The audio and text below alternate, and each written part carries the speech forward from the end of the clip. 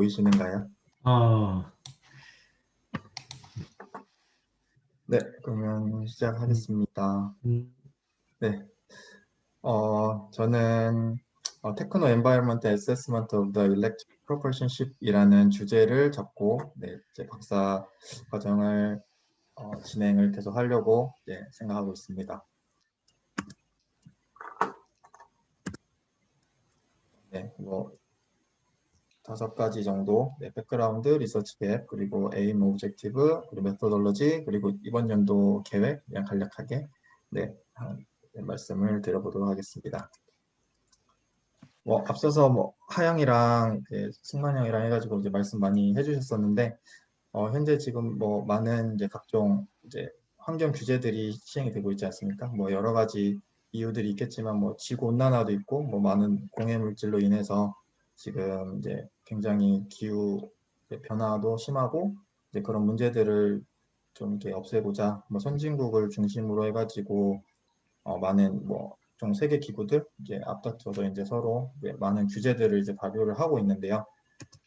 유엔 산하기구인 IMO에서도 이런 이제 몇 가지 규제를 과거부터 시행을 해오고 있고 그 이제 규제들이 계속적으로 강해지고 있습니다. 그런 규제에도 맞춰가지고 엔진 회사에서도 계속적으로 이제 조금 더 좋은 엔진, 좀 효율이 더 좋은 거, 또 조금 더 이제 연료 효율이 좋고 친환경적인 엔진들을 이제 계속적으로 개발을 하고 있고, 또 선사에서는 좀 규제에 맞춰가지고 스크러버를 설치한다든지 로우 서퍼 배포를 사용을 한다든지 그런 식으로 해가지고 좀 규제에 대응을 해가고 있는 상황입니다. 하지만 앞으로 계속적으로 규제가 강해질 거고 그런 규제들을 맞추기 위해서 지금까지 현재의 저희가 해오던 그런 방향을 가지고는 조금 어렵기 때문에 앞으로 전기 추진 선박이라든지 아니면은 연료를 획기적으로 바꾸는 암모니아 선박이라든지 이런 것들이 지금 계속적으로 연구가 진행이 되고 있고요. 저는 그 중에서도 전기 추진 선박에 조금 더 초점을 맞춰가지고 연구를 해보고자 합니다. 그럼 전기 추진 선박을 이제 간단하게 이제 말씀을 드리자면, 위에 그림 같은 이런 기존의 메인 엔진이 달려있는 프로펠러를 가지고 추진을 하는 그런 선박에서 메인 엔진을 드러내고, 이제 이런 식으로 모터를 가지고 추진을 하는 그런 선박을 전기 추진 선박이라고 할 수 있겠습니다. 왼쪽 그림은 전기 추진 선박의 대략적인 그런 내부 그림을 조금 자세하게 보여주는 사진을 하나 걸어봤고요. 좀 가장 특징이라고 할 수 있는 게 방금 말씀드린 것처럼 메인 엔진이 없고 이런 발전기를 가지고 전기를 생산한 다음에 추진기를 선 외에 이런 식으로 배치를 하고 모터를 이제 구동을 해가지고 추진을 할 수 있는 거를 전기 추진 선박의 대략적인 개요라고 할 수 있겠습니다.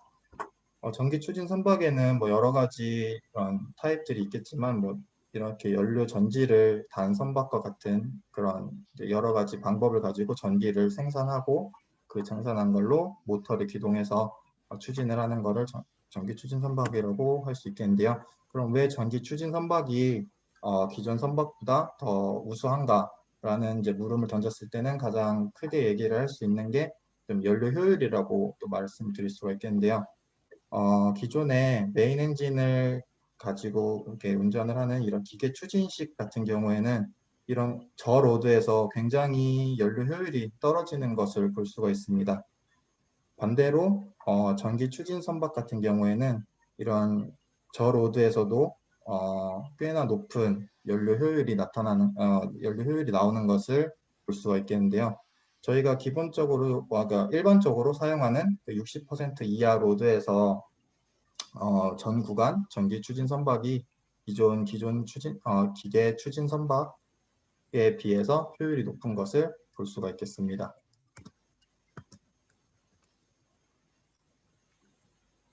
그러면은 전기 추진 선박의 그런 이점에 대해서 조금 더 자세하게 설명을 하자면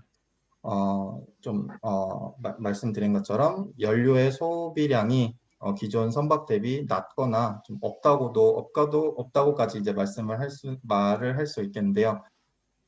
효율이 더 좋은 선박, 그러니까 방금 이렇게 보여드린 것처럼 연료 효율이 더 높은 선박을 사용하기 때문에 연료 소비량은 적고 뭐 예를 들어서 AMP를 사용하는 풀 배터리 선박 같은 경우에는 물론 그런 전기를 생산하는 데서는 이제 그런 뭔가 또 연료 소비가 있겠지만 선박 자체적으로만 보자면 그런 연료 소비가 제로라고 할 수 있겠습니다. 이런 거는 또 에미션이랑도 연관이 되는 부분이 있겠고요. 또 에너지 에피션시가 높다고도 방금 말씀드렸고 또 이제 릴라이어빌리티가 올라간다고 말씀을 드릴 수 있겠는데요. 릴라이어빌리티라는 거는 예를 들어서 뭐 문제가 생겼을 때 얼마나 그 선박이 빠르게 아니면은 조금 더 안전하게 그 상황을 대처해 나갈 수 있는가 그런 이제 거를 말을 하는데 기존 선박은 메인 엔진이 한 대로 되어 있기 때문에 메인 엔진이 고장이 났을 경우에 예를 들어서 태풍을 만난 상황에 메인 엔진이 고장이 나면 뭐 되게 선박이 넘어갈 수도 있는 상황이 되는데요. 전기 추진 선박 같은 경우에는 최소 2개에서 뭐 4개 뭐 이렇게까지의 그런 모터를 가지고 추진을 하기 때문에 하나의 모터가 고장이 나도 지속적으로 항해를 할 수 있는 그런 장점이 있겠습니다. 또 선박에서 메인 엔진이 이제 굉장히 큰 부분을 차지하고 자리도 굉장히 많은 자리를 차지하고 뿐만 아니라 그 샤프트의 길이를 짧게 해야 효율이 좋아지기 때문에 메인 엔진이 항상 거의 선 위에 이제 배치가 되고 있었는데요. 메인 엔진을 드러내고 전기를 가지고 이제 추진을 하게 되면은 그런 선박을 만들 때 그런 유연성이 향상이 되게 됩니다. 메인 엔진이 없어지기 때문에 그런 나머지 기관실의 그런 각종 기계들을 선박의 어디에 배치해도 상관이 없기 때문에 굉장히 그런 구성에 있어서도 효율이 올라간다고 할 수 있겠고 또 기존의 메인 엔진이 있는 자리를 없애기 때문에 뭐 선형을 조금 더 저항을 줄일 수 있게 만든다든지 이런 식의 조금 유연한 배치가 가능하겠습니다. 그리고 메인 엔진이 또 없어지기 때문에 그 노이즈라든지 그런 진동 이런 게 더 현저히 줄어들겠고 이런 거를 통해서 그런 노이즈나 이런 거가 좀 중요하게 여겨지는 뭐 군사 작전에 사용되는 선박이라든지 아니면 크루즈선이라든지 이런 거에는 좀 전기 추진선이 조금 더 많이 사용될 수 있다고 보여집니다. 그리고 메인 엔진이 없어짐으로 인해서 메인터넌스 코스트가 대략 30% 정도 감소될 것으로 예상이 되고 그리고 이제 메인 엔진 같은 경우에는 저희가 선박이 보통 한번 건조되면 대략 15년, 20년 이렇게 사용이 되는데 메인 엔진이 그 연도가 올라가면서 이게 효율이 떨어지는 것을 볼 수가 있습니다. 하지만 그런 전기 추진선에서 모터 같은 경우에는 그런 파워 리덕션 레이트가 굉장히 적기 때문에 그 선박을 건조할 때 그 이제 뭐 10년 후, 20년 뒤에 이 선박이 얼마나 출력 감소가 있겠느냐를 크게 고려하지 않고 그냥 단지 안전성에 안정성에 있는 그런 일정한 효율 그 정도만 고려를 해가지고 선박을 건조할 수 있게 됩니다. 그리고 이거는 그냥 간단하게 제가 한번 그려봤는데 왜 전기 추진선이 또 더 좋냐라는 질문을 하면은 전기차 저희가 조금 더 간단하게 빠르게 알 수 있는 그 전기차랑 조금 비교를 해보자면 전기차는 기존에 저희 이제 육상에 있는 발전 플랜트에서 전기를 만들어서 전기차에 있는 배터리에 전기를 충전을 하게 됩니다. 그때 이제 대량으로 전기를 만들기 때문에 대략 60% 정도의 효율이 나오게 되고요. 그 다음에 전기차에 있는 배터리가 한 90에서 95%의 효율이 나오고 또 모터에서 90에서 95%의 효율이 나오기 때문에 대략 90%의 효율을 가지고 그 모터를 기동을 하게 됩니다. 따라서 전기차를 운전을 할 때 대략 54%의 연료 효율이 발생을 하게 되는데요. 반대로 기존에 있는 그런 내연기관을 사용하는 전기차 같은 경우에는 연료의 효율이 30% 정도밖에 나오지 않게 됩니다.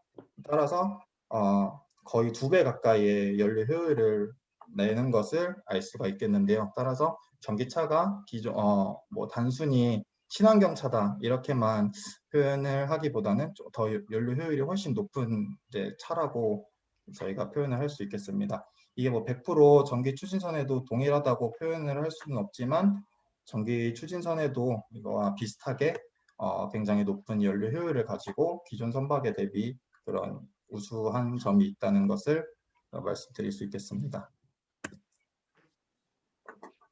다음은 리서치 갭을 말씀드리겠는데요. 기존 지금까지 뭐 제가 아직 많은 리터러처 리뷰를 한 건 아닌데 좀 대략적으로 보기에 현재까지 전기 추진선에 있어서는 어떻게 이 선박을 제어할 것인가, 그러니까 제어 쪽 아니면은 각종 환경 아니면 어떤 특정 상황에서에 있어서 로드의 변화, 그러니까 그 로드가 변화하는 데 있어서 어떻게 그 로드를 빠르게 추종을 해갈 것인가, 이런 거에 대해서 연구가 많이 진행이 되고 있고 집중이 되고 있는 상황입니다. 그래서 저는 그거랑 조금 이제 별개로 어떤 식으로 선박을 설계를 일단 그 내부 기관실 설계를 하고 그거를 가지고 정확하게 얼마만큼의 연료 소모량이 발생을 하고 그거가 기존 선박 대비 얼마나 더 개선 효과가 있는지, 그거를 조금 대략적인 추정치가 아닌 정확한 값을 구한 다음에 그거를 가지고 이 전기 추진 선박이 기존 선박 대비 얼마만큼의 더 환경 개선 효과가 있는지까지 조금 제시를 하는 그런 연구를 진행을 하려고 하고 있습니다. 네, 뭐 에임 오브젝티브는 방금 이제 말씀드린 거랑 이제 비슷한 맥락인데요. 그러니까 이런 식으로 전기 추진 선박의 대략적인 이제 구성도인데, 이런 식으로 이제 구성을 해서 추정치가 아니라 정확하게 그러니까 뭐 예를 들어서 특정한 선박을 잡아서 그 선박이 얼마만큼의 전기 추진선으로 바꿨을 때 이게 얼마만큼의 연료를 소모를 하고 그 연료 소모가 이제 기존 선박 대비 얼마만큼의 개선 효과가 있는지 그걸 좀 정확하게 구해보고자 합니다. 이제 그렇게 하기 위해서 이제 선박 모델링을 진행을 할 거고, 이제 그 연료 계산을 통해서 얼마만큼의 이제 환경 개선 효과가 있는지까지 이제 좀 알아보는 것이 최종 목표라고 할 수 있겠습니다. 이거는 조금 더 제가 방금 말씀드린 전기 추진 선박의 그 개요도를 조금 더 자세하게 표현한 그림인데요. 저는 현재 지금 많이 사용되고 있는 지금 현재 선박에서 많이 사용되고 있는 AC 배전이 아닌 DC 배전을 기준으로 해가지고 선박을 모델링할 계획입니다. 왜 DC 배전을 하는 선박을 만들지는 조금 다시 뒤에 더 설명을 드리도록 하겠습니다. 네, 메소돌로지입니다. 전 매트랩을 이제 사용해서 DC 이제 배전을 하는 전기 추진 선박을 이제 모델링을 할 건데요. 그렇다면 왜 DC 선박을 하려고 하느냐? 기존 AC 선박에서는 발전기를 이제 동기화할 때 저희가 고려를 해야 되는 게 4가지가 있습니다. 전압, 주파수, 위상, 회전 방향, 이 4가지가 다 맞아야 발전기가 병렬이 되고 이렇게 운전이 되게 되는데요. DC 같은 경우에는 주파수랑 위상이 없기 때문에 이런 전압만 맞춰준다면 발전기의 병렬 운전이 가능해집니다. 전기 추진선 같은 경우에는 굉장히 많은 곳에서 이제 전기가 사용이 되고, 또 가장 중요하게 추진기가 전기를 사용해서 이제 추진이 되기 때문에 급격한 부하 변동이라든지 아니면 저희가 빠르게 발전기를 더 부하를 올려주고 만약 발전기에 병렬을 해서 빠르게 조금 뭐 더 에너지를 공급해야 되는 상황이 생길 수 있는데, 이런 DC를 사용하는 발전기 같은 경우에는 10초 내외로 병렬 운전이 가능하기 때문에 조금 더 효율적이라고 할 수 있겠습니다. 그리고 뿐만 아니라 그리고 DC에서는 전압만 일정하게 맞춰준다면 RPM을 이렇게 변동을 해서 운전이 가능합니다. 그러니까 따라서 뭐 예를 들어서 10% 뭐 이렇게 아주 낮은 로드에서는 발전기 RPM을 낮춰버려가지고 조금 더 연료 세이브가 가능한데요. AC 이런 배전 같은 경우에는 저희가 주파수, 그러니까 일반적으로 저희가 사용하는 60Hz라고 한다면 60Hz의 주파수를 맞춰주기 위해서는 일정한 RPM을 계속적으로 유지를 해줘야 됩니다. 저희 보통 선박에서 이제 720 RPM을 사용을 하는데 그 720 RPM을 맞춰주기 위해서 계속적으로 뭐 로드가 아무리 낮더라도 일정량의 FO가 계속 추가적으로 들어가야 되고 그로 인해서 뭐 블랙 스모크가 난다든지 이런 조금 환경적으로도 안 좋은 면이 있습니다. 연료 효율도 안 좋고 그렇기 때문에 이제 DC 기반으로 이제 만든다면 그런 연료가 더 감소하는 효과도 날 수 있고 또 빠르게 동기화가 가능하기 때문에 조금 더 안전한 선박을 건조할 수 있을 거라고 생각이 됩니다. 그러면은 기존 선박에도 뭐 DC 이제 배전을 사용을 할 수가 있긴 한데 왜 지금까지 조금 사용이 안 됐냐 이런 생각을 해보자면은 어, 좀 안정성, 그 세이프티에 있어서 세이프티 기능을 할 수 있는 그런 각종 장치들을 만드는데 조금 기술적으로 지금까지는 어려움이 있었거든요. 근데 이제 이런 것들이 지금은 많이 개선이 되고 조금 이제 상용화도 좀 점차 되고 있는 상황이고요. 가격적으로도 많이 높았었는데 지금 많이 좀 내려가고 있는 상황입니다. AC 같은 경우에는 그러니까 예를 들어서 어딘가 고장이 발생을 했을 때 그 고장 전류를 인지를 하고 이제 차단을 할 때 AC 같은 경우는 파형이 이렇게 이런 식으로 사인 파형이 나오기 때문에 그 어딘가에서 항상 이런 전압이 0점이 되는 딱 지점이 있거든요. 그렇기 때문에 차단을 딱 했을 때 아크가 조금 더 적게 발생하고 이런 그런 장점이 있는데 DC 같은 경우에는 이게 전압이 스테디하기 때문에 딱 전압을 순간적으로 차단을 해준다고 해도 그러니까 이게 항상 전압이 살아있는 상태에서 차단을 시켜줘야 되기 때문에 아크도 조금 더 많이 발생하고 그런 조금 더 어려운 점이 있습니다. 그리고 DC 배전에서는 이런 다이오드 같은 이런 이제 장치들이 AC 배전에 비해서 조금 더 많이 사용이 되기 때문에 이런 이런 다이오드들이 열에 굉장히 취약하고 그렇기 때문에 조금 AC 배전에 비해서 DC 배전에서는 조금 더 빠르게 그 고장 전류를 차단을 해줘야 되는 그런 단점이 있는데요. 그런 것들이 지금 현재는 많이 기술적으로 보완이 되고 있는 상태입니다. 이거는 방금 말씀드린 그런 RPM에 따른 연료 소모량을 이제 보여주는 그래프인데요. 저희가 기존 선박에서는 만약에 예를 들어서 1000 RPM을 사용을 하는 발전기를 사용을 한다라고 했을 때 그 발전기는 계속 부하가 어떻게 되든지 간에 이 지금 선으로 운전이 되거든요. 근데 만약에 DC 선박 같은 경우에는 지금 이제 이 선을 따라서 지금 운전이 된다고 할 수 있겠습니다. 그러니까 예를 들어서 65% 로드로 운전이 되고 있는 상황에서 그 AC 배전을 사용하는 선박은 이만큼의 연료를 사용한다면 DC 배전을 사용하는 선박은 이만큼의 연료를 사용을 하게 됩니다. 그러니까 여기 같은 경우는 지금 뭐 204에 만약에 연료 컨섬션이 있다고 한다면 이만큼이 가면은 195의 연료 컨섬션이 있는 겁니다.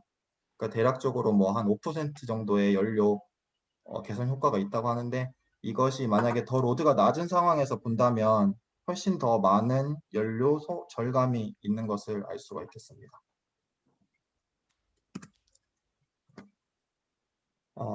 이런 식으로 해서 저는 이제 DC 기반으로 하는 전기 추진선을 이제 모델링을 한 다음에 LSFO를 사용하는 기존 연료를 사용해서 전기를 만드는 그런 전기 추진선을 모델링을 해볼 거고요. 또 LNG를 사용하는 전기 추진선도 모델링을 해볼 거예요. 각각 여러 케이스를 가지고 모델링을 한 다음에 이런 것들을 다 신차적으로 기존 선박 대비해서 얼마만큼의 연료 개선 효과가 있는지를 비교를 해보려고 합니다. 뭐 기존 연료 그리고 LNG를 사용하는 선박 그리고 솔라셀을 사용하는 선박 지금 현재 기술로는 솔라셀을 단독으로 좀 사용하기는 아직까지는 조금 무리가 있는 상황이고요. 그러니까 기존 연료나 LNG를 사용하는 발전기가 달려있는 선박에 솔라셀을 같이 붙이는 식으로 이런 식으로 해서 계획을 좀 모델링을 해볼 계획이고 또 만약에 연안선이라든지 뭐 군함 같은 경우에 조금 이렇게 막 엄청 장거리 운항을 하지 않은 선박 같은 경우에는 좀 배터리를 많이 달아서 AMP 그러니까 풀 배터리로만 사용이 되는 전기 추진선도 좀 모델링을 해볼 수 있다고 생각을 하거든요. 이런 것도 한번 조금 고려를 해볼 거고 그 다음에 이제 수소 연료 전지를 사용하는 전기 추진선도 이제 계속 네, 조금 더 뭐 계획을 해볼 네, 계획입니다. 네, 그럼 전기 추진 선박에서 가장 중요하게 사용이 되는 배터리를 잠깐 좀 살펴보자면요. 배터리를 이제 선정을 하는 데에서는 여러 가지 이제 뭐 여기 써 있는 여러 가지 요소들을 고려를 해야 되는데 뭐 에너지 덴시티, 파워 덴시티 그리고 얼마만큼 뭐 얼마나 많은 차징이 가능한가 그리고 비용 그리고 얼마만큼 사용할 수 있는지 그리고 안전한지 그리고 뭐 유해 물질이 유해성이 있는지 그리고 또 배터리를 사용하면 또 온도가 올라가기 때문에 전기가 왔다 갔다 하면 그 온도가 올라가는데 그 온도의 변화에 따라서 또 얼마나 안전한지 이런 것들을 좀 고려를 해야 되겠습니다. 뭐 에너지 덴시티랑 파워 덴시티가 조금 이제 헷갈릴 수가 있는데요. 뭐 에너지 덴시티 같은 경우에는 그 단위 부피당 얼마만큼의 에너지를 저장할 수 있는지를 나타내는 게 에너지 덴시티고 파워 덴시티 같은 경우에는 얼마나 빠르게 전기를 충전을 해줄 수 있는 전기를 이렇게 보낼 수 있는지를 나타내는 건데요. 저 조금 더 제가 이제 공부를 하고 좀 더 알아봐야 되겠지만 배터리가 있고 그 이제 울트라 캐파시터라고 캐파시터라는 그 조그만한 전기를 저장해 줄 수 있는 장치가 있는데 캐파시티가 굉장히 파워 덴시티가 높은 편이거든요. 그래서 그런 빠른 부하 변동에 있어서 발전기가 그 부하 변동을 추종하는 게 아니라 발전기는 좀 천천히 부하를 추종을 해가고 배터리가 그 변하는 부하를 이제 보상을 할 건지 아니면 그 캐파시터로 보상을 할 건지 이거는 제가 조금 더 공부를 해봐야 될 것 같습니다. 네, 이거는 지금 파워 덴시티랑 에너지 덴시티를 나타내는 그래프인데요. 여기서 볼 수 있듯이 이렇게 캐퍼시티는 파워 덴시티가 높은 반면에 에너지 덴시티가 상대적으로는 조금 낮은 면이 있습니다. 근데 이런 배터리들을 보면은 파워 덴시티는 낮으나 굉장히 조금 높은 에너지 덴시티를 보이고 있습니다. 따라서 그럼 좀 상황에 맞게 배터리를 사용할 건지 캐퍼시티를 사용할 건지 이런 걸 조금 더 공부를 해가지고 그런 모델링에 좀 적용을 해봐야 될 것 같습니다. 그리고 현재 요즘에는 이제 리튬 이온 배터리가 가장 많이 사용이 되는데요. 여기 보시면 아시겠지만 에너지 덴시티도 다른 배터리에 비해서 높고 파워 덴시티도 높기 때문에 최근에 이제 리튬 이온 배터리가 좀 많이 사용이 되고 있습니다. 이거는 방금 이제 말씀드린 그런 배터리 비교하는 표인데요. 보시는 바와 같이 리튬 배터리가 기존에 저희가 예전에 많이 사용했던 납축전지에 비해서 모든 면에서 다 우수한 것을 볼 수가 있겠습니다. 특히 이런 에피션시 같은 경우에는 납축전지는 뭐 80% 정도의 효율을 보이는 것과 반대로 리튬이온 배터리는 90% 이상의 효율을 보이고 있습니다. 또 메인터넌스도 적고 뭐 이런 템퍼런처 센시티비도 낮고 뭐 하나 좀 코스트가 조금 높기는 하지만 다른 모든 면이 더 우수하기 때문에 최근에 이제 리튬 배터리가 많이 사용이 되고 있습니다. 다음으로는 솔라셀을 좀 잠시 또 말씀을 드리자면요. 그 선박이 어떤 특정한 선박을 제가 이제 타겟으로 해가지고 모델링을 계획을 할 건데 그 선박에 만약에 솔라셀을 적용을 한다면 그 선박이 어디를 또 운항을 하느냐, 어디를 운항을 하느냐에 따라서 이런 그 솔라셀이 그 태양 에너지를 받아서 얼마만큼의 또 에너지를 만들 수 있는가 그런 것도 좀 계산을 해볼 계획인데요. 이게 지금 솔라 라디에이션이라고 그 태양 에너지가 얼마만큼의 에너지로 변환될 수 있는가를 이제 색깔로 표현한 겁니다. 이런 데가 더 많은 태양열이 내려지고 있는 것을 볼 수가 있겠는데요. 이런 것들이 이제 뭐 월별로 이런 식으로 변화가 되는 거를 볼 수가 있는데 이런 거를 가지고 그 운항하는 라인을 기준으로 조금 더 계산을 자세하게 해볼 수 있을 걸로 기대가 됩니다. 또 그 태양 그거 에너지를 계산을 할 때 온도도 조금 영향을 미치는 걸로 알고 있습니다. 그래서 이런 또 온도 자료도 있으니까 이런 것도 같이 이렇게 좀 합쳐가지고 연구를 해볼 계획입니다. 다음으로는 수소 전지를 간략하게 보자면요. 요즘에는 또 수소 전지가 많이 사용이 되고 앞으로도 선박에 이런 수소 전지가 많이 적용이 될 걸로 예상이 되는데 수소 전지 같은 경우에는 간단하게 이제 원리를 말씀을 드리면 수소가 이쪽으로 들어가면은 이 1번 쪽에 연료극에서 H 플러스가 이쪽으로 이동을 하고 그 H에서 이제 전자가 나와가지고 전자는 이렇게 이동을 하게 됩니다. 수소가 이동을 해서 수소와 산소가 만나서 물만 나오게 되고 전자가 이쪽으로 이렇게 흐르게 되기 때문에 여기서 이제 전기가 흐르게 되는 원리를 이용을 한 거거든요. 그렇기 때문에 뭐 이제 이거 여기서 전기가 만들어지면서 나오는 배출물이 물밖에 없다. 이렇게 해가지고 뭐 이제 100% 청정 에너지다. 이제 이렇게 말은 하는데 또 이런 여기서 이제 수소 연료를 만들 때 또 동해 물질이 조금 발생을 할 수 있기 때문에 이런 거는 그런 좀 LCA 쪽을 제가 조금 더 공부를 해가지고 적용을 해봐야 될 것 같습니다.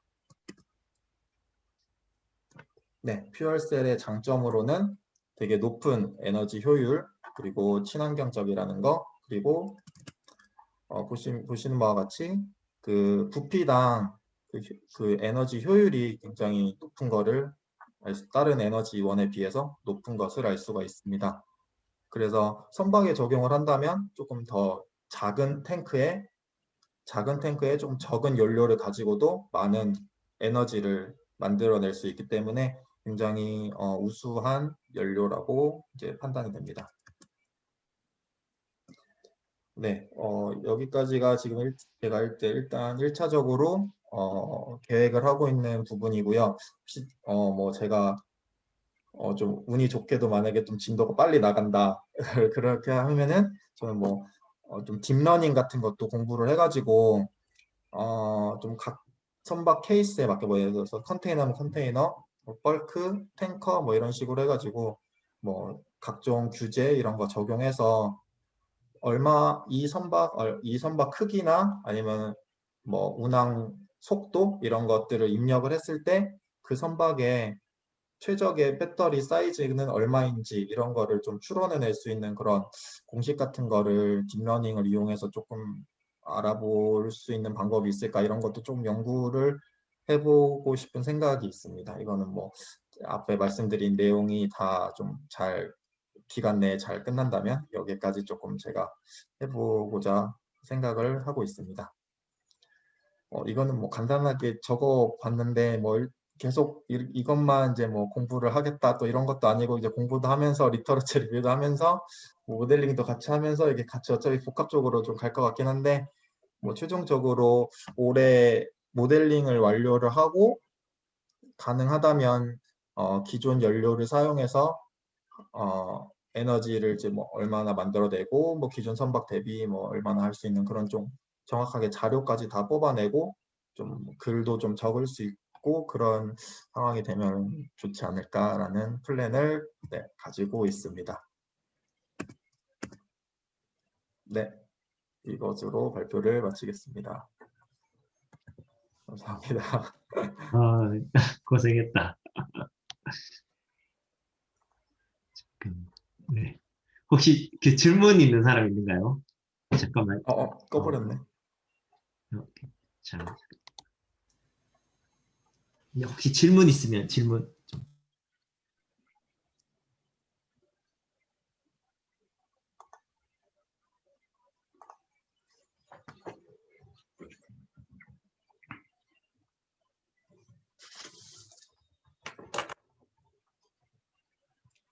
아까 질문 네, 아까 전에 이건 내가 그냥 이해가 잘 안 가서그런데 아까 전에 그 전기 추진 선박이 이제 어 효율이 더 좋다는 얘기할 때 아까 네, 발전기 4대 네요. 그 요게 지금 여기서 얘기하려고 하는 부분이 네. 그 예를 들면 전기 추진이 원동기로 4대로 하면 이제 로드에 맞게끔 이제 한 대를 운전시켜서 최적화할 수 있다라는 그 얘기를 요 지금 표에서 나타내는 그 네네네, 의미. 그거 맞습니다. 네.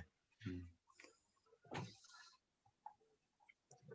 네, 이상입니다. 일단 아이고 그 일단 그 아까 그 한 가지 이게 그 거의 제일 마지막 장에 보면 그 퓨얼셀 하이드라진 그 그래프 있는 거 있죠. 아, 연료 효율. 거기. 이게 사실 이게 부피당이 아니고 그 단위 무게당 에너지원이거든. 아, 그래서 네네. 수소의 경우에는 무게당 에너지 함량은 높은데 반면에 부피당은 되게 낮아. 그래서 상대적으로 탱크 사이즈는 커져야 될 거야. 어, 만약에 그 저기 뭐지 수소를 사용하게 되면. 그리고 또 한 가지 문제는 얘를 또 액화하려면 한 마이너스 아, 네. 200도 이상으로 또 낮춰야 되잖아. 그래서 네네. 훨씬 더 어려움이 있지 사실. 그 네, 수소를 기술적으로. 연료로 네. 사용하는데 그런 부분이 있고. 음, 음, 그거 말고 일단은 그러니까 내가 봤을 때 굉장히 준비를 많이 했다, 생각을 많이 했다는 생각이 되게 많이 드네. 이것저것. 근데 전체적으로 놓고 봤을 때 뭐라 그래야 되나? 그 PhD라고 하는 이렇게 스코프를 봤을 때는 굉장히 광범위한 부분을 지금 다루고 있다라는 생각이 들어. 그 예를 잠깐만.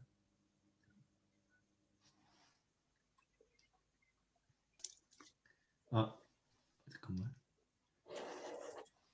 그 예를 들면 그러니까 뭐 연료전지, 뭐 솔라 에너지 이런 쪽을 연구하는 게 하나의 주요 토픽이 될 수 있고, 또 AC/DC 관련된 어떤 컨트롤에 대한 것도 또 하나의 연구 주제가 될 수 있고, 딥러닝 쪽을 하는 게 하나가 또 좋은 주제가 될 수 있거든. 근데 이제 지금 그거를 같이 이제 포괄을 하려고 하니까 실제로는 스콥 자체가 굉장히 커질 것 같다라는 생각이 들어. 근데 그거는 이게 너가 어떻게 하느냐에 따라서 진짜 그걸 다 커버할 건지 아니면은 특정 부분만 커버를 할 건지 그렇게 정하면 될 것 같고, 내 생각에는 그 지금 네가 모델링 하려고 하는 것들이 배터리하고 퓨얼셀하고 솔라하고 뭐 그 이런 쪽이잖아. 근데 네. 이런 그 에너지원들은 사실 아직 오션 고잉 배들한테 적용이 되기에는 한계가 있단 말이야. 그렇지. 그래서 지금까지는 그숏 루트 뭐 페리라든지 아니면 뭐 스페셜 퍼포즈 베슬에 주로 달렸었거든. 그래서 내 생각에는 우리가 이 그 모델 선박 대상 선박을 조금 소형 그 연한 선박에 한정하는 게 어떨까 하는 생각이 들어. 가령 예를 들면 우리 한국 같은 경우에 지금 그 관공선들 140여 척을 다 친환경 선박으로 우리가 바꾸려고 하잖아, 그지? 네. 그러면 근데 여기에 펀더멘탈한 퀘스천이 있어. 그 친환경이라고 하는 데피니션하고 과연 무엇이 진짜 친환경 선박이냐에 대한 질문에 대한 답이 없어 사실. 그럼 이제 옵션들은 엄청 많지. LNG부터 시작해가지고 뭐 많잖아. 사실 뭐 그냥 기존 연료에다가 뭐 탈황 장치라든지 뭐 이런 걸 달 수도 있는 거고, 뭐 카본 캡처를 할 수도 있는 거고, 솔라를 달 수도 있는 건데, 근데 누구 하나 명확히 이배에는 이게 제일 좋다라는 얘기를 못 한단 말이야. 왜냐하면 거기에 대한 딥 인베스티게이션이 안 돼 있으니까. 그래서 이제 지금 이게 치병이 같은 경우에는 그거에 대한 어떤 하나의 답을 내릴 수 있는 가이드라인이 될 수 있는 거지.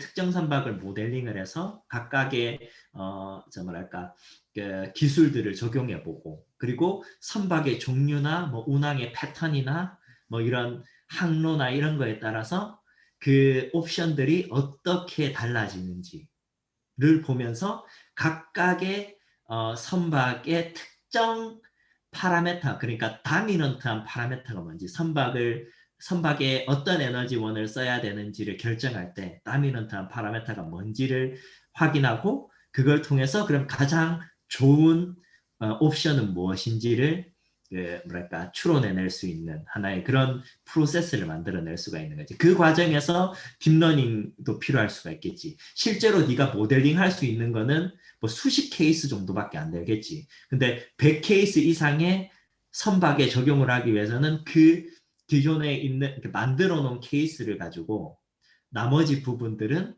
딥러닝이나 이런 것들을 통해서 추론해낼 수 있는 그런 방법을 적용해 볼 수도 있을 것 같고, 그래서 그렇게 방향을 잡으면 괜찮겠다라는 생각이 들어. 그래서 그 첫 번째 대상 선박으로 잠깐만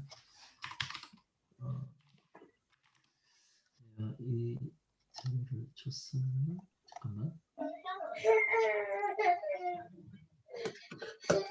누구지? 애기 목소리인데? 선배 너? 우리 연재장 아, 같겠다. 연재가. 저런. 둘째. 아, 잠깐. 우리가 너무 시끄러워서 하는 건가? 아니야. 네. 그런 건 아닌 것 같고. 엄마는 이제 1층에서 TV 시청 중이시고.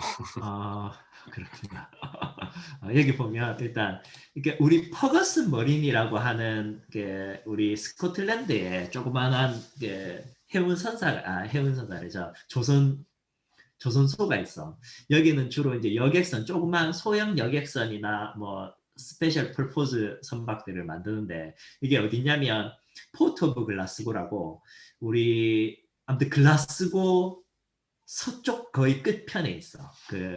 거기서 역사가 되게 오래됐거든. 100년 이상 된 그거고, 쭉쭉쭉쭉 이렇게 가면 뭘 만들려면 이 회사가 하이브리드 선박을 만들어서 배터리 추진 선박을 2011년부터 건조를 해서 총 3척이 만들어졌거든. 그리고 이 배들이 지금 그 서쪽 스코틀랜드 우리 메인랜드하고 저기 작은 섬들 연결하는 그 여객 활동을 하고 있어. 현재 그 배들이 배 3개가 거의 다 이제 쌍둥이 배들이거든. 근데 요게 이제 그 중에 가장 최근에 나온 거 카트리나라고 2016년에 나온 배야. 이제 요거는 이제 LNG 추진 선박인데, 요거는 아직 그 완공이 덜 됐다. 아무튼 여기 보면 이제 이게 저 하이브리드 선박인데, 뭐 스페시피케이션은 요렇고, 요거는 이제 그냥 기본적인 거고, 여기서 이제 얘기하고 싶은 거는 이제 기존에 이게 전기 추진에다가 리튬 아이온 배터리를 이렇게 붙였어. 얘네들이 350kW짜리거든. 그래서 얘네는 어떻게 하냐면 실제로 운항 자체는 데이타임에만 해. 아침부터 뭐 오후까지. 그리고 난 뒤에 저녁에는 그냥 포트에서 접안을 해 있단 말이야. 그때 이제 차징을 하는 거야. 그 육상 라인을 통해서 차징을 해서 이제 배터리가 풀 차징이 되면 데이타임에 이제 오퍼레이션을 하는 거지, 그 배터리로. 어떤 경우에는 이제 배터리만으로도 충분하고, 어떤 경우에는 모자라면 이렇게 발전기를 이제 서포트 해가지고 이렇게 쓰기도 하고 그런단 말이야. 이제 그게 이제 하나의 그 컨셉이고, 그러니까 요게 그 뭐라 그래도 이게 그 머시너리 그 스페이스인데, 보면 여기 배터리 팩이 2개가 있고, 여기 있고, 그다음에 이제 스러스터가 2개 있고, 그다음에 발전기 세대 요런 식으로 구성이 돼 있어. 그래서 내 생각에는 이게 이제 배터리 팩이고, 그런데 요 배를 대상으로 이미 이 배가 하이브리드 시스템을 가지고 있잖아, 그렇지? 그러면 이 케이스에서 여기서 우리가 솔라를 달아보고, 그다음에 그걸 빼고 배터리를 빼고 퓨얼셀을 달았을 때, 아무튼 그리고 또 거기 이제 배터리에서 플러스 솔라를 달았을 때, 아니면 아예 그냥 로설퍼 퓨얼을 썼을 때, 이제 그때 여러 가지 케이스들을 비교해서 가장 좋은 케이스가 뭔지를 확인하고, 그 다음에 지금 디자인에서 뭔가 옵티마이제이션을 할 수 있는 뭔가 아이디어가 있는지, 예를 들면 뭐 배터리 사이즈를 크게 한다든지 더 크게 한다든지, 아니면 뭐 발전기 수를 뭐 줄여본다든지, 뭐 이런 경우에 기존의 오퍼레이션 데이터를 가지고 적용했을 때, 그때 이제 그러면은 뭔가 어떤 최적된 뭐가 나올 거 아니야. 퓨얼셀이면 퓨얼셀이고, 뭐 배터리는 배터리고. 그럼 거기다가 이제 나아가서 다른 배들을 적용한 거지. 요거보다 더 작은 사이즈 배, 더 큰 사이즈 배 해서 앞에 얘기한 한 140여 척의 관공선 사이즈가 다 커버되는 형태의 그 모델링을 하고, 그렇게 되면은 실질적으로 우리가 그 소형 선박의 경우에는 어떤 선박의 경우 어떤 친환경 시스템을 적용을 하는 게 가장 현명한지에 대한 어떤 답을 내릴 수 있겠지. 그렇게 접근을 해도 괜찮을 것 같다는 생각이 드는데 어떠니? 네. 그 아까 케이스십 관련해서 나도 어떤 배를 케이스십으로 잡을까 되게 궁금했었는데 만일에 얘기한 대로 이런 작은 배도 되게 좋을 것 같고 만일에 조금 큰 배를 만일에 하고 싶다라고 하면 유럽에서 왔다 갔다 하는 여객선 지금 여객선들이 네. 주로 일렉트릭 프로포션 많이 네. 하고 네. LNG 뭐 사용한 포스트로크 많이 사용해가지고 뭐 메탄 슬립 때문에 뭐 그게 친환경적이지 않다 뭐 그런 얘기들 많이 뭐 그런 논문들도 나오고 많이 얘기를 하는데 그거 하고 아니면 어떻게든 많이 또 해보고 싶다라고 하면 LNG 캐리어도 사실 지금 우리 그 몇 세대들을 보면은 일렉트릭 프로포션도 한때 유행했던 선박으로서의 하나의 트렌드였으니까 지금 큰 이슈가 일단 일렉트릭 프로포션이니까 뭐 한번 고려할 때 일단 제일 작은 것부터 고민을 하되 오션고잉을 하려고 하면 여객선이나 실제 실적이 있는 뭐 좀 LNG 캐리어나 뭐 그런 쪽으로 하는 것 생각해 보는 것도 좋을 것 같아요. 오션 고잉을 하게 되면 이제 어찌됐건 간에 그 친환경 그 에너지 소스를 가지고 그 프로포션 전체를 커버를 할 수가 없잖아. 그러다 보니까 상대적으로 어떤 느낌이 드냐면 한 7, 80%를 기존 디젤 그 디젤 엔진이라든지 아니면 LNG 정도를 쓴단 말이야. 근데 우리가 여기서 배터리를 쓰고 그 퓨얼셀을 쓰고 그다음에 뭐 솔라를 쓰고 싶은데 이 부분이 상대적으로 되게 작아져. 그 오션 고잉의 경우에는. 맞아. 그러다 보니까 막 실제로는 예를 들어 뭐 좀 이렇게 세이빙을 했다고 해도 전체에 비해서 이게 세이빙 되는 부분이 상대적으로 되게 작아 보이니까 좀 그런 부분에 좀 에러가 있을 것 같고 그다음에 또 오션 고잉의 경우에는 또 사실 케이스가 너무 또 크고 다양하고 또 그러다 보니까 아마 시작 단계에서 바로 그 크루즈선 이런 걸 해버리면 굉장히 뭐랄까 좀 그러니까 난제들이 분명히 있을 거라고 생각이 들어. 그래서 우선은 간단한 배들부터 시작을 해서 이제 나중에 자신감이 있으면 대신에 오션 고잉 할 때 나는 내 생각에는 좀 스페시픽하게 할 필요가 있다고 생각해. 지금 이런 배들은 대략적으로 컨셉추얼 디자인 가지고도 이제 어느 정도 할 수 있는데 근데 이제 그 큰 배들 같은 경우에 조금 더 특정 선박에 대해서 좀 디테일하게 디자인하고 뭐 스터디해서 조금 더 릴라이블한 아웃풋을 내는 방향으로 가면 좋겠다는 생각이 들어요. 약간 스코프를 달리해서 작은 배는 컨셉추얼로 가고 큰 배는 디테일 쪽으로 가고 그런 식으로 만약에 시간이 된다면 커버할 수 있는 부분이 근데 우선은 숏루트 이쪽으로 스타트를 하면 좋을 것 같다는 생각이 드네. 실제로 그 이제 성환이하고도 얘기를 해보면 이제 한 번씩 하는 이야기가 그 친환경에 대해서 뭔가 어떤 그 뭐랄까 명확한 답을 내리기가 어렵다라는 그 이야기들을 많이 하거든. 실제로 우리가 그 뭐 친환경법이 통과가 되면서 한국에서 그래서 친환경 선박으로 전환을 해야 되는데 무엇을 달아야 될지에 대해서 아직까지 그 명확한 뾰족한 그 답이 없단 말이야 사실. 뭐 한국에서는 LNG를 다는 게 조금 이제 뭐랄까 좀 조금 뭐랄까 좀 밀어붙이고 있는 것 같긴 한데 근데 실제로 LNG를 쓰는 것보다 다른 옵션들이 더 나을 가능성들도 충분히 있잖아. 그게 선박에 따라 다를 수도 있고 운항 패턴에 따라 다를 수도 있으니까 그런 것들을 조금 더 시스테매틱하게 스터디를 해서 그걸 이제 보여주고 알려주는 게 하나의 오리지널 컨트리뷰션이 될 수 있는 거지 인더스트리에. 그래서 실제로 지금은 우리나라가 굉장히 좀 앞서서 친환경 선박으로 바꾸는 법을 발의했잖아. 그럼 시간이 더 지나면 다른 나라에서도 국내 연안 그러니까 배들에 대해서 친환경 그 선박으로 전환하는 그런 움직임이 있을 수 있단 말이야. 그러면은 그 경우에 너가 만들어낸 어떤 하나의 가이드가 그 전체 어떤 전 세계적으로도 사용이 될 수 있는 그런 또 그 뭔가 임팩트가 주어질 수가 있겠지. 잠깐 궁금한 거 있습니다. 이렇게 뭐 여러 가지 케이스를 하는데 그래도 주목적은 논문인데 만약에 이렇게 모델링을 하게 된다는 것 자체가 뭐 모델링이야 어떤 소프트웨어를 이용하고 뭐 어떤 개수를 넣고 수식을 사용해서 자기만의 어떤 모델링을 했다고 했었을 때 뭐 여러 가지 전체 케이스에 대한 밸리데이션은 불가능할지라도 그래도 뭐 첫 시작에 대한 밸리데이션은 돼야 다음으로 확장이 되고 그러는 거 아닌가요? 여기서 만약에 뭐 연료를 어떤 걸 사용해서 예를 들면 뭐 솔라 에너지를 사용해서 했었을 때 이거랑 동일한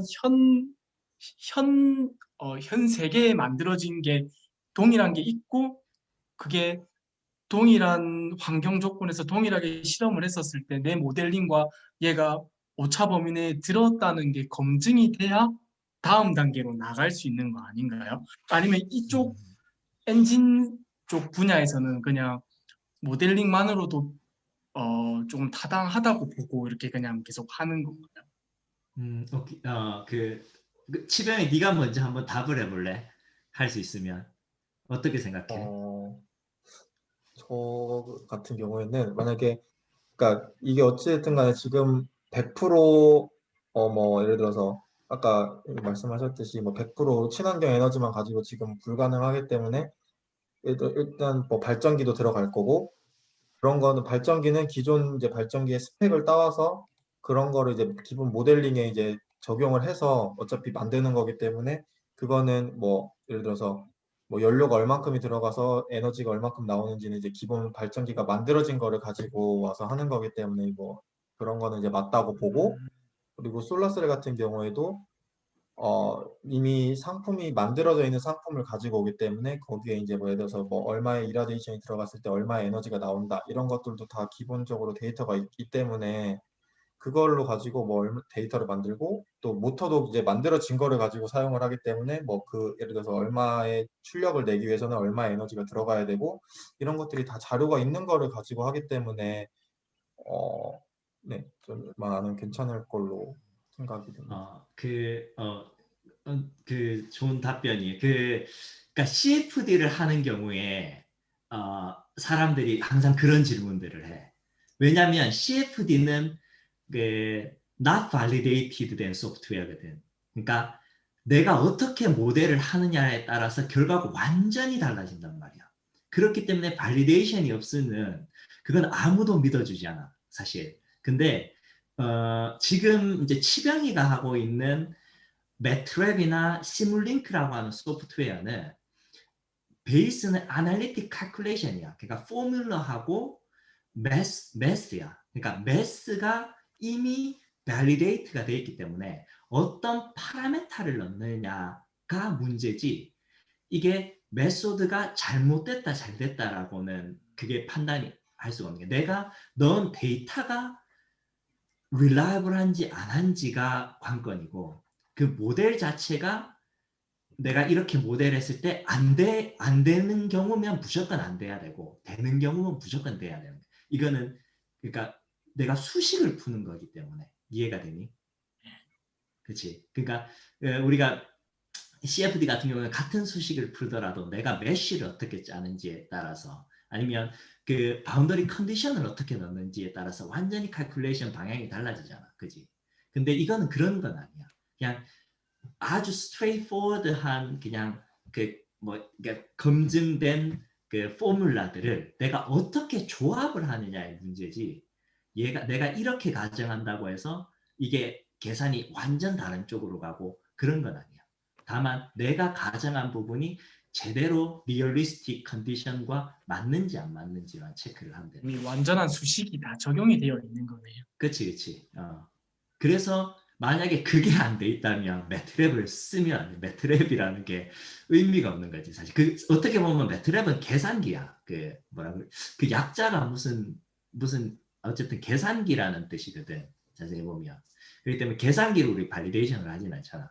그런 것처럼. 근데 어떤 면에서는 또 누군가가 그거를 실제로 환경 조건과 내가 만든 모델의 환경 조건이 같은지에 대해서 발리데이션 해달라고 하는 경우가 있거든. 뭐 예를 들어 내가 막 모델은 했지만 내 마음대로 한 거야. 그냥. 그래서 어쨌든 결과는 나오지. 근데 실제로는 안 그래. 이 환경 조건이 예를 들어. 그런 경우에는 이게 진짜 리얼 케이스와 동일한 건지 보여달라고 얘기를 하는 경우가 있지. 그런 경우에는 제일 좋은 거는 뭐 실제 그 뭐야 실선 데이터들이라든지 이런 것들을 보고 실제로 모타가 이렇게 뭐 로드가 변했다는 것을 내 모델과 같이 이제 요 로드 조건에서 이렇게 변한다고 또 보여주면 뭐 더 좋고 이제 그런 것들을 대비해서 사실은 지금 해양대학교에서 그 뭐지 저 퓨얼셀하고 배터리 그뭐 센터가 있거든. 지금 아직까지 조금 그 시설들이 조금 더 보완돼야 되는 걸로 알고 있지만 그래도 기본적으로 배터리하고 그 퓨얼셀 그 시스템하고 발전기 시스템하고 같이 있어. 그래서 우리가 원하는 운항 조건을 셋업을 하고 운항 그 뭐지 시뮬레이션을 했을 때 실제로 그 로드라든지 아니면 연료 소모량이라든지 이런 것들은 데이터들이 다 뽑아줄 수 있을 거거든. 이제 그것들을 실제로 한 그 매틀랩하고 또 맞춰볼 수도 있겠지. 나도 약간 그 지금도 사실 그 대정이가 한 그런 의문 약간 그런 거 지금 이제 공부하는 과정이니까 사실 그런 게 드는데 그냥 나는 그냥 그런 느낌이 있더라고. 자, 우리가 지금 LCA이고 지금 우리 지금 하양이나 우리가 하려고 하는 그런 지금 어떤 논문이나 이런 관점 접근하는 자체가 뭐랄까 좀 거시적인 아주 이런 그러니까 지금 대정이가 얘기한 그런 디테일하게 그 한 곳에 밸리데이션을 하고 이럴 수 없는 어떤 지금 어프로치라고 나는 우리가 공부하고 있는 부분이 그래서 약간 대정이는 어떻게 보면 그 하나의 진짜 모델링을 해가지고 그게 어떻게 보면 하나의 뭐 당장의 제품 개발이 될 수도 있고 그걸 어떤 실제 만들 수 있는 그런 프로덕트로 만들 수 있는 좀 뭐랄까 미시적인 약간 그런 접근이 몰라 그냥 느낌 아주 그게 뭐 체계적으로 그런 게 있는지는 모르겠지만 느낌은 항상 그런 학문하는 사람들은 그런 그렇게 당연히 고민하고 증명하는 방법이 맞다라고 생각하고 우리는 또 우리의 어떤 뭐랄까 방법론 약간 그런 느낌이 사실 항상 맞아, 있더라고. 맞아. 약간 우리도 약간 너처럼 약간 그렇게 증명을 하고 싶은데 그렇게 하려고 하면 어마어마한 사실 현실적으로 불가능할지도 몰라. 그러니까 거기서 약간 대정이가 봤을 때는 조금 여기서 왜 이렇게 좀 대충 넘어가지? 약간 가정을 이렇게 넘어가 약간 그런 느낌이 충분히 나는 좀 의문을 가질 수 있다고 생각을. 맞다. 실제로 아까 그 승우이 네가 말한 것처럼 되게 디테일 설계를 하는 사람들의 경우에 우리가 하는 형태의 연구들을 보면 뭐랄까 이게 너무 추상적이라는 생각들을 되게 많이 할 거야 그런 분명히. 왜냐하면 그게 증명될 수 없는 어떤 면에서는 환경이든 세이프티든 이거는 아까 환경은 물론 이제 증명될 수도 있겠지 실제로 뭐 계측해 보면 되니까. 근데 우리 이 하는 스콥 자체가 너무 크니까 사실 불가능하고 세이프티 자체는 이게 증명이라는 게 없잖아 사실. 그건 없잖아. 그냥 사람을 죽일 거야. 아니 사람을 죽인다고 해도 그 상황에 그렇게 리스크가 됐다고 해도 다음 케이스에 어떻게 될지 모른다는 말이야. 그러니까 이거는 뭐냐면 그러니까 이렇게 얘기를 하면 될 것 같아. 지금 우리가 하는 연구는 알고 있는 정보를 바탕으로 모르는 정보를 어떻게 추론해 나갈지에 대한 연구야 우리는. 그래서 이게 뭐냐면 우리가 나는 결론이 뭐냐면 반드시 이렇게 될 거다라는 결론이 아니라 이렇게 될 가능성이 높다라는 거에 초점을 두는 거지. 그 근거가 우리가 가지고 있는 정보를 바탕으로 해서 최선의 추론의 결과가 이렇게 갈 것이다 라고 하는 거지. 그게 이제 특히나 내가 하는 세이프티가 그런 거야.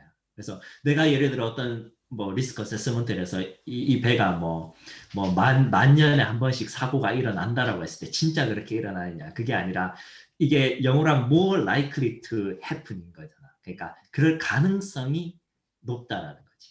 그래서 상대적인 그 어떤 거라고 보는 거지. 환경도 마찬가지. 실제로 그러니까 라이프 사이클 어세스먼트도 하는 게 자세히 보면 우리가 이게 얘가 얼마만큼 이미션이 나오느냐를 관점을 갖는 게 아니라 얘가 얘보다 얼마만큼 많이 나오느냐에 더 관심이 많아. 그러니까 디젤이 더 좋으냐 아니면 퓨얼셀이 더 좋으냐 이런 비교 대상에 더 관점이 되거든. 그런 경우에는 만약에 우리가 가정을 설령 잘못했다 하더라도 똑같이 잘못했으니까 근데 그 트렌드는 변할 수가 없단 말이야. 그러니까 기본적으로 만약에 똑같은 가정을 했다고 하면 그렇기 때문에 전체적인 총량은 달라질 수 있지만은 기본적인 결과가 완전히 상반된 아웃풋으로 나오기에는 또 어렵기 때문에 그렇기 때문에 여전히 의미 있는 연구라고 보는 거지. 저도 그 형 말에 좀 보태면 저도 처음에 할 때 승만이 형이랑 비슷한 생각 엄청 많이 했거든요. 하면서 이게 뭔가 제가 원하는 건 딱 앱솔루트한 어떤 정답 딱 1이면 1이고 뭐 100이면 100이 이렇게 딱딱 나오는 걸 원하는데 라이프 사이클 하다 보면은 이게 이렇게 하면 이렇게도 되고 저렇게 하면 저렇게도 되고 약간 제가 뭔가 어떻게 하느냐에 따라서 왠지 답이 달라질 것 같은 그런 식의 연구가 많은 느낌이었거든요. 근데 공부하면서 느낀 게 그 병욱이 형도 말씀하신 것처럼 그 과학이라는 어떤 그 학문 자체가 약간 그 어떤 정답을 밝히는 학문이 아니고 근사의 학문이라고 하더라고요. 어떤 정답에 가장 가까운 쪽을 찾는 거. 그래서 약간 과학 철학 역사 쪽에서도 보면 원래 뉴턴 방정식을 만들었는데 다음에 아인슈타인이 와가지고 약간 뒤집어 엎었던 것처럼 과학에서도 약간 지금은 우리가 중력 방정식이 뭐 가장 정답이라고 생각하는데 언제 또 엎어질지 모른다고 이렇게 말씀을 하시더라고요. 물리학자나 그런 분들도. 그래서 그 특히 라이프 사이클 쪽은 그 개론서에서도 보면 그 앱솔루트한 앤서를 찾는 게 아니고 저희가 컴패러티브 LCA를 하는 이유가 병욱이 형이 말한 것처럼 약간 비교해서 어떤 게 더 상대적으로 나은지를 찾는 그런 약간 연구라고 이렇게 나와 있더라고요. 그래서 거기서 저는 조금 약간 위안을 얻었거든요. 그래가지고 컴패러티브로 나가서 이게 좀 더 낫다 덜하다 약간 이런 식으로 가야 되는 거구나 약간 거기서 실제로 우리 과학하는 사람들 보면 되게 비슷한 사례들이 되게 많아. 실제로 증명을 하는 경우보다 가설을 세워서 추론하는 경우가 훨씬 많잖아. 실제로 우리 뭐 빅뱅 이론 이런 거 있잖아. 네. 그거는 증명된 게 아니야. 그러니까 우리 뒤에 이론이라고 붙은 애는 증명된 애들이 아니야. 그러니까 뉴턴 법칙은 증명이 돼. 그거는 옛날에도 그랬고 지금도 그렇기 때문에 우리가 눈으로 증명을 할 수가 있는데 빅뱅 이론은 옛날에 일어났던 일이기 때문에 증명을 할 수가 없잖아요. 지금 다시 보여줄 수가 없는 것들이에요. 근데 그런 이론들이 아주 많아. 그렇다고 해서 그런 이론들에 대한 연구를 하지 말아야 되는 게 아니라 아까 하영이가 말한 것처럼 그렇다면 가장 근접한 논리가 무엇인가? 가장 근접한 사실이 무엇일까라고 하는 걸 우리가 알고 있는 정보를 통해서 추론하는 거지. 그래서 이론들이 서는 거야. 뭐 빅뱅 이론이라는 것도 있고 뭐 다른 사람은 다른 이론을 내겠지. 막 별의별 이론이 있겠지. 이제 그런 이론들 중에서 무엇이 가장 더 진실에 가까운지 이런 것들을 한 발짝 한 발짝 더 가까워지는 거예요. 우리가 이런 추론을 해놓으면 다음 사람이 그 추론을 베이스로 한 걸음 더 진실에 가까워지는 거고 또 가까워지는 이게 사실 과학의 그 knowledge transfer라고 하는 미학인 거거든. 내가 요만큼 걸어가 놓으면 다음 사람이 거기에 이렇게 돌 하나를 더 얹게 되고 그래서 이렇게 그 지식이 어떤 게 쌓이게 되는 거지. 그 지식의 결과물이 뭐냐면 저널 페이퍼잖아. 저널 페이퍼를 퍼블리시하는 가장 큰 이유는 그 지식을 저장해 놓는 거잖아. 사람들이 그러니까 안 없어지잖아. 만약에 내가 그 PhD 해놓고 그냥 끝나면 사실 아무도 안 보잖아. 근데 저널을 해놓으면 언제든지 누구든지 읽을 수 있잖아. 시간이 많이 지나도. 그렇기 때문에 그 지식들이 이제 축적이 되는 거죠. 그러니까 저널 퍼블리케이션을 하는 가장 큰 목적은 사람들에게 알릴 만한 정보가 있는지 있다면 그걸 이제 퍼블리케이션. 퍼블리케이션이라는 의미가 대중화한다는 거죠. 뭐 난리지 내가 알고 있는 걸 남들에게 알려준다는 거죠. 그런 지식들이 모여서 이제 과학이 성장하고 또 발전하는 거지.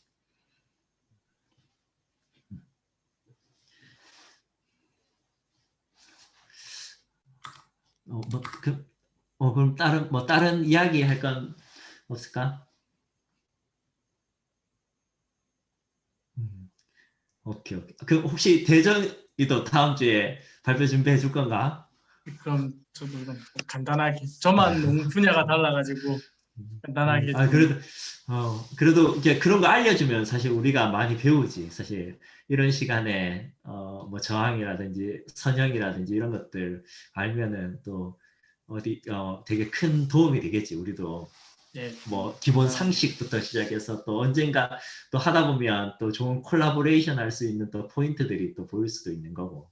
예, 다음 주에 준비하도록 하겠습니다. 오케이, 알겠어. 그럼 뭐 다음 주 다른 그러면 이야기 할게. 수요 10시 수요일 10시로 할까? 오케이. 감사합니다. 저 때문에 아, 혼자 한가한 것 같아. 어. 오케이. 그래. 벌써 12시 지났네. 그래. 빨리 갈까, 이제? 네. 아유, 치고 안녕. 수고했네. 시원히 수고 많이 했어. 또 바이. 주세요. 음.